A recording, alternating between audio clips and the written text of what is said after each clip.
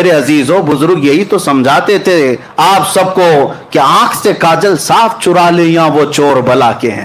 ہمارے نوجوان کہتے ہیں نہیں اللہ والوں کو آپ برا برا کہتے ہیں, اوپر سے نیچے تو سفید لباس پہنے رہتے ہیں, آپ بگولے کی طرح ہیں, لیکن ہم کہتے ہیں وہ ٹھوک مار کر لے جائیں گے. اسی لیے پرکھنا ہے کسی کو تو جبے ٹوپی سے مت پرکھو, پرکھنا ہے کسی کو تو داڑھی ٹوپی سے مت پرکھو. اگر کسی کے کپڑے پھٹے ہوئے ہوں, پراگندہ لباس ہو, سینہ عشق نبی سے دھڑک رہا ہو, وہ ہمارے سر کا تاج ہے, وہ ہمارے سر کا تاج ہے, بلکہ ہم اس کے قدموں میں جان لٹانے کو بھی تیار ہیں. پرکھنا ہو تو حب مصطفیٰ پہ پرکھو. وہ اپنی کتاب نعمت الکبریٰ میں لکھتے ہیں کہ سیدنا ابو بکر صدیق نے کہا جس نے میلاد کے لیے 1 روپیہ خرچ کیا,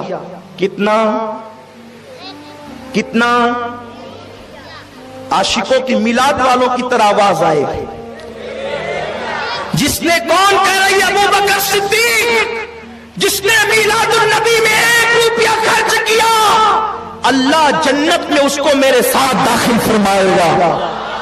ایک خرچ کرنے والے کے لیے یہ ہے. اور حوالہ کتاب کا نعمت الکبریٰ, مصنف کا نام امام سیوطی.